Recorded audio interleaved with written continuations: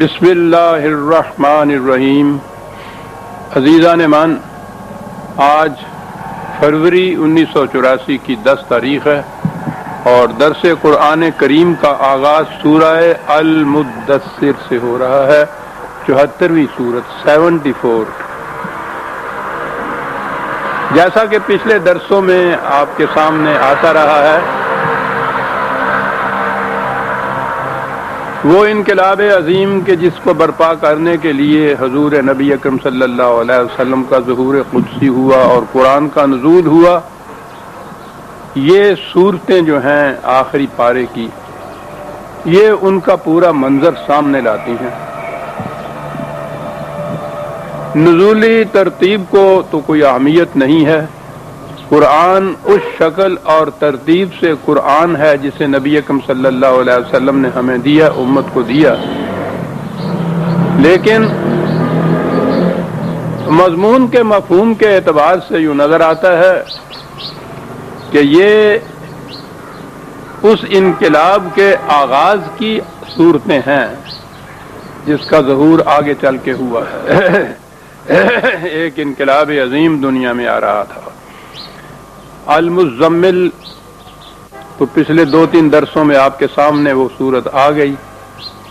اب یہ صورت ہے یا ایھا المدثر قم فانذر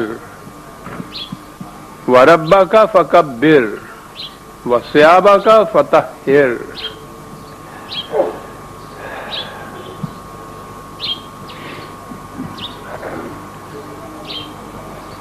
قبل اس کے کہ میں ان الفاظ پہ آؤں اور ان کا مفہوم پیش کروں، ہمارے ہاں جو ان صورتوں کے ان آیات کے عام ترجمے ملتے ہیں، پہلے میں اس کو سامنے لاتا ہوں۔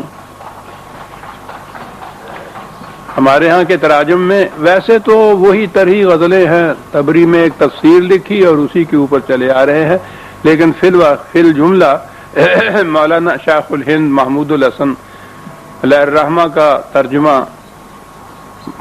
ایک بلند مقام رکھتا ہے مروجہ تراجم میں۔ وہ ان آیات کا ترجمہ کرتے ہیں کہ اے لحاف میں لپٹنے والے کھڑا ہو،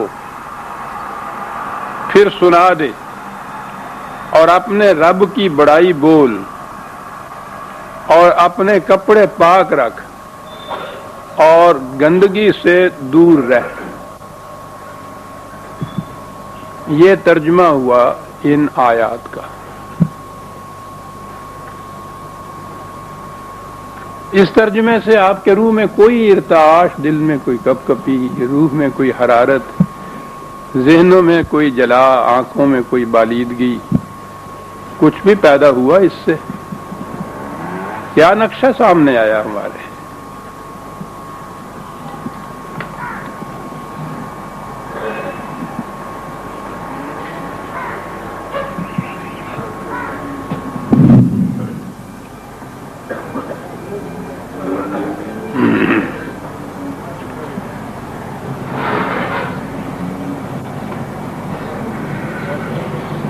مدثر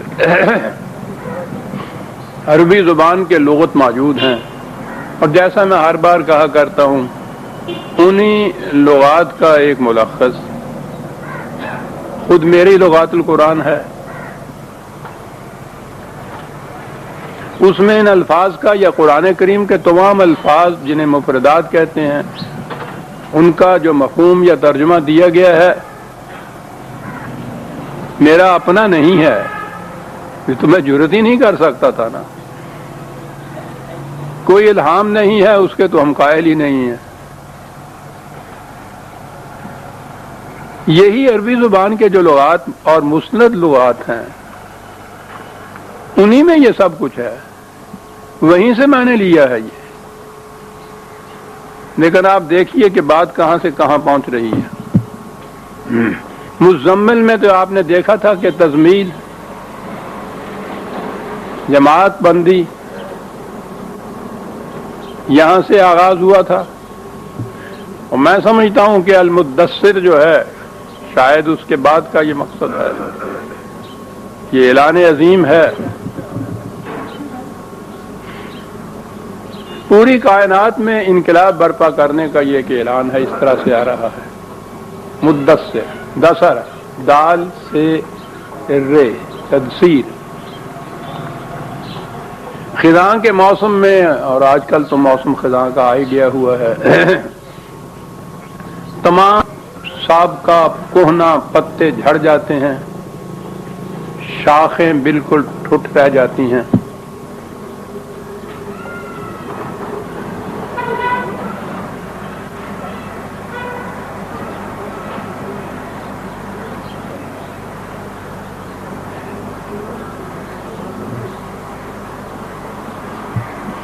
معاف رکھیے کہ میں نے تھوڑا سا وقفہ لے لیا.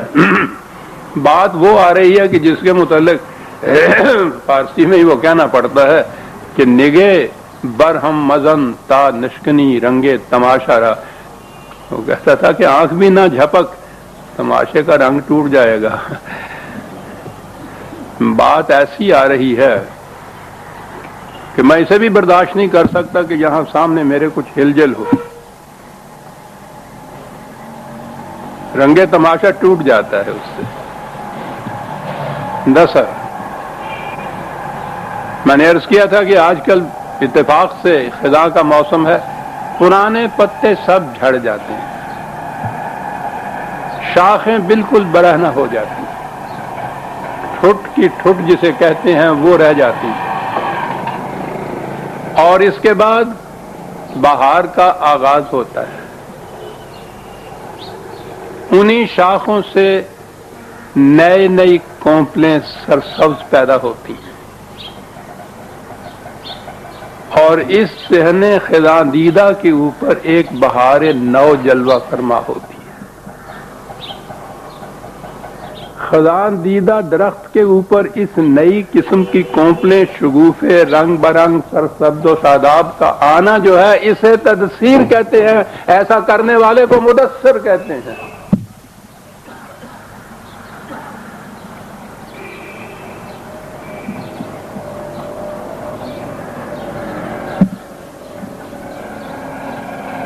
دوسرے معنی میں جو وہ استعمال کرتے تھے عرب اس کو،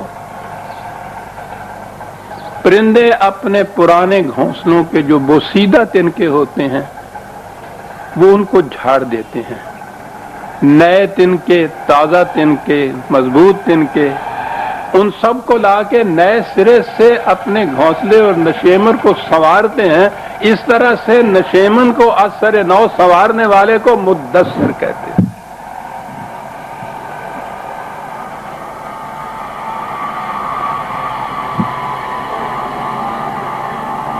اے کائنات کے چمن خزاں دیدہ پہ بہار نو لانے والے، اے نشیمن عالم کو اثر نو سنوارنے والے، قم.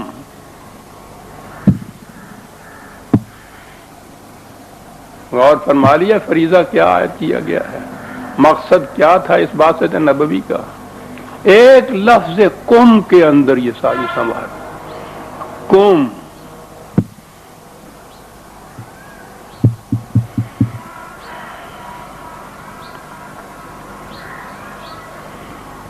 کبھی کبھی یہ ذہن میں آتا ہے اور میں اس کا اظہار بھی کیا کرتا ہوں کہ معلوم یہ ہوتا ہے کہ ہم جو قدامت پرستی میں چلے آ رہے ہیں، یعنی جو کچھ ہمارے ہاں ہوتا چلا آ رہا ہے اس سے ذرا بھی ہم نہیں ہٹ سکتے. قرآن کے مفاہیم کے لیے بھی نہیں ادھر سے ہم ہٹ سکتے. مغرب کی یہ دانشور جو غیر متعصب طور پر مطالعہ کرتے ہیں سیرت نبوی کا، قرآن کا، وہ ہمارے مقابل میں، ہمارے سے مراد ہماری قدامت پرستی کے مقابلے میں، وہ صحیح نقطے پر جلدی پہنچ جاتے ہیں. اور جیسا کہ میں نے عرض کیا، میرے پاس یہ آتے ہیں وہاں کے بڑے بڑے دانشور، ان کے ہاں یہ بات نہیں ہوتی. وہ کبھی یہ نہیں پوچھتے کہ جو تم کہتے ہو یہ پہلے بھی کسی نے کہا ہے اور کس نے کہا ہے، یہ نہیں کہتے. وہ پوچھتے صرف یہ ہے کہ اس کی سند کیا ہے جو کچھ کہتے ہو تم. بس جو اس مقام پہ آ گیا وہ آئے گا صحیح قرآن کے اوپر. آپ نے دیکھا کہ یہ شجر خزاں دیدہ پہ بہار نو آنا یہ مدثر ہے نا. ہمارے ہاں تو یہ ترجمہ ہوا، اے لحاف میں لپٹنے والے کھڑا ہو. ان لوگوں نے اسے کیا سمجھا؟ نبی اکرم صلی اللہ علیہ وسلم کی سیرت کا مطالعہ کرنے والے، قرآن کے انقلاب عظیم پہ جن کی نگاہ تھی، انہوں نے کیا سمجھا؟ شکریہ. علامہ اقبال نے اپنے خطبات میں، چھٹا خطبہ ہے ان کے ہاں کا،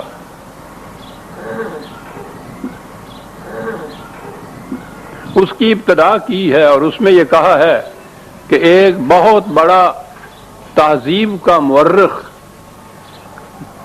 زمانہ نزول بعثت نبوی صلی اللہ علیہ وسلم کے زمانے کا نقشہ اس طرح سے کھینچتا ہے.